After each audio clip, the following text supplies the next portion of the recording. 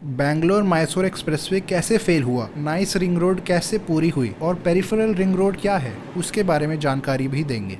एक शानदार 4 lane wide access controlled highway Bangalore और मैसूर के बीच, तेज गाड़ियां, चौड़ी सड़कें, 7 बेहतरीन टाउनशिप्स, इसके बराबर में हजारों लोगों के लिए वर्ल्ड क्लास सुविधाएं और बैंगलोर के आसपास हाई स्पीड रिंग रोड। ये था एम्बिशियस प्लान अशोक खैनी का जब वो यूएस से वापस आए थे बैंगलोर 1995 में। 2 साल के अंदर 1997 में उन्होंने स्टेट गवर्नमेंट के साथ अग्रीमेंट भी साइन कर लिया इस प्रोजेक्ट के लिए। उस समय देश में एक भी एक्सप्रेसवे नहीं था। देवे गौड़ा, जो कि तब कर्नाटका के चीफ मिनिस्टर थे और बाद में देश के प्रधानमंत्री बने 10 महीने के लिए, जून 1996 से अप्रैल 1997 तक, उनकी गवर्नमेंट ने ही प्रोजेक्ट को अप्रूवल दिया था। Nice Nandi infrastructure corridor enterprises एक कंसोर्शियम बन गया 3 कंपनीज का, जिसको बैंगलोर मैसूर इंफ्रास्ट्रक्चर कॉरिडोर को बनाने की रिस्पॉन्सिबिलिटी दी गई। इसके चेयरमैन खुद अशोक खैनी थे। बैंगलोर और मैसूर के बीच 2 एग्जिस्टिंग स्टेट हाईवेज थे, पर इसको एक न्यू ग्रीनफील्ड अलाइनमेंट बनाने का प्लान था। नाइस के प्लान के अकॉर्डिंग 4 लेन के एक्सप्रेसवेज बनाए जाने थे, टोटल 164 किलोमीटर की लेंथ के साथ।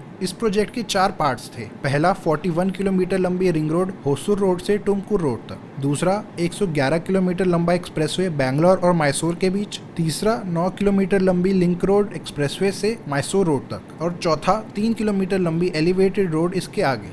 इसके अतिरिक्त 7 नई टाउनशिप्स बनाई जानी थी, जिसको बाद में कम करके 5 टाउनशिप्स कर दिया गया। इसका कंसेशन पीरियड 40 साल रखा गया, यानी इतने साल रोड नाइस के पास रहेगा, टोल कलेक्ट करेंगे, उसको मेंटेन करेंगे, उसके बाद ट्रांसफ़र कर दिया जाएगा गवर्नमेंट को।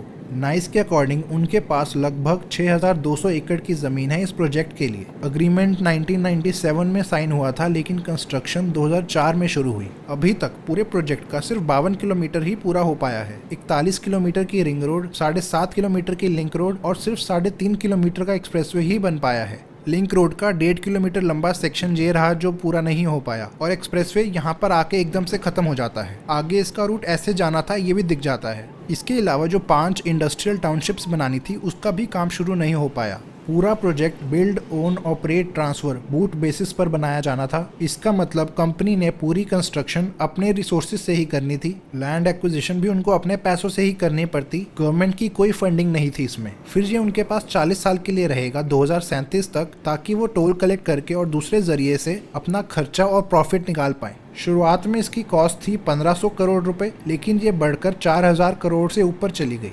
ये प्रोजेक्ट स्टार्टिंग से ही कंट्रोवर्शियल रहा। फार्मर्स, इन्वायरमेंटलिस्ट, एक्टिविस्ट और दूसरे पॉलिटिशियंस ने भी विरोध किया था। नाइस ने 550 से ज्यादा लॉसूट्स को लड़ा है कोर्ट्स में, जिसमें से 6 से ज्यादा तो सुप्रीम कोर्ट में थे। आखिर में बैंगलोर मैसूर एक्सप्रेसवे का प्लान फेल हो गया।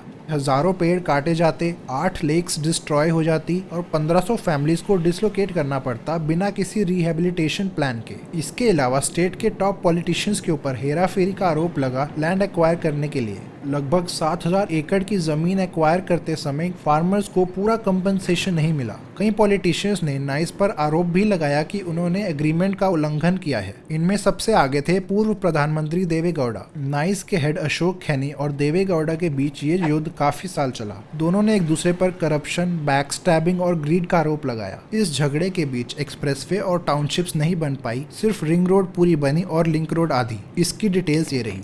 रिंग रोड 41 किलोमीटर लंबी है, जो आधा लूप बनाती है बैंगलोर के सदर्न पार्ट में। 4 लेन्स वाइड है और फ्यूचर में एक्सपैंड करके 6 लेन्स की जा सकती है। टुमकुर रोड से शुरू होती है और इलेक्ट्रॉनिक सिटी में खत्म होती है, जहां ये होसूर रोड से मिलती है। ये NH48 का भी पार्ट है।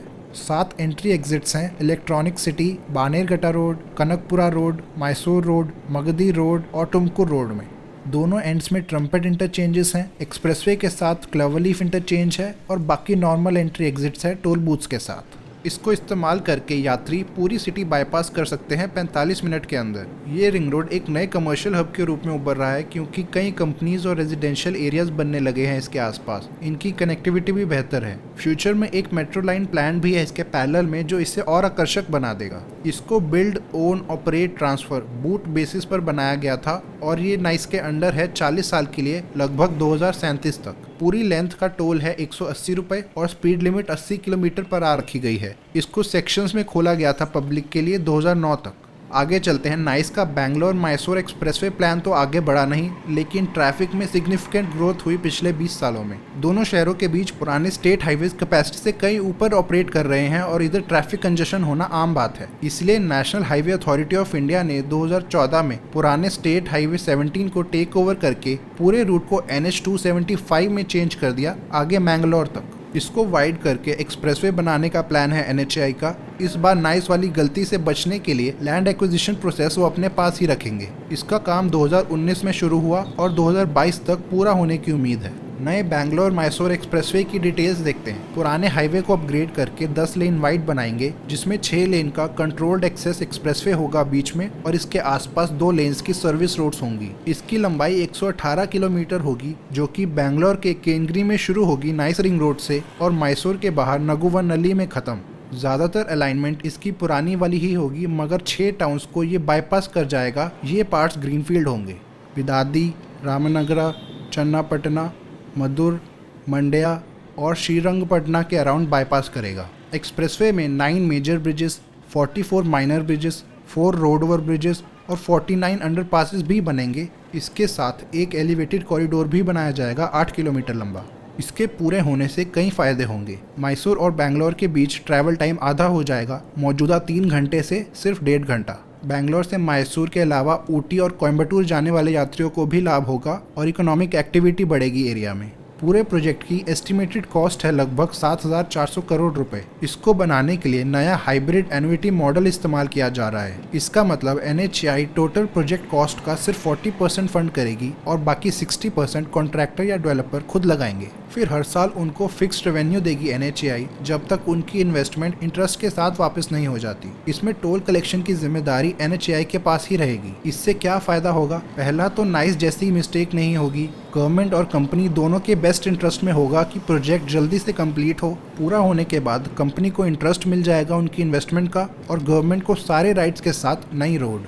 NHAI के अकॉर्डिंग 85% लैंड एक्वायर कर लिया गया है और लगभग 40% कंस्ट्रक्शन वर्क भी हो गया। इस सदर्न हाईवे को भी वाइड किया जा रहा है कनकपुरा तक। प्रेजेंट में 2 लेन से बढ़ाकर 4 लेन का बना रहे हैं। एक नया प्रोजेक्ट भी अप्रूव किया है कर्नाटका गवर्नमेंट ने। ये है 65 किलोमीटर लंबी peripheral ring road. Nice ring road से कनेक्ट करते हुए फुल सर्कल बनाएगी ये बैंगलोर में टुमकुर रोड से होसूर रोड तक। बेलरी रोड और ओल्ड मद्रास रोड से भी कनेक्ट की जाएगी। ये तीसरी रिंग रोड होगी बैंगलोर की नाइस रिंग रोड के साथ। पहली 2 हैं इनर रिंग रोड और आउटर रिंग रोड। इससे ट्रैफिक फ्लो इंप्रूव होगा सिटी में और पोल्यूशन भी कम होगी। IT हब्स और केम्पेगौड़ा इंटरनेशनल एयरपोर्ट के साथ साथ व्हाइटफील्ड, सरजापुरा, वर्थूर और होस्कोट जैसे रेजिडेंशियल एरियाज में भी कनेक्टिविटी बढ़ेगी। इसमें 8 लेन का कंट्रोल्ड एक्सेस एक्सप्रेसवे होगा और इसके दोनों तरफ 4 लेन्स की सर्विस रोड्स। 9 एंट्री एग्जिट्स होंगे पूरे रूट में और इसमें 5 फ्लाईओवर्स, 4 अंडरपासेस और 5 रेलवे ओवर ब्रिजेस भी प्लान्ड है। इसकी ज़रूरत इसलिए पड़ रही है क्योंकि आउटर रिंग रोड पहले से ही काफ़ी कंजस्टेड रहती है और अपनी कैपेसिटी से ऊपर ऑपरेट कर रही है।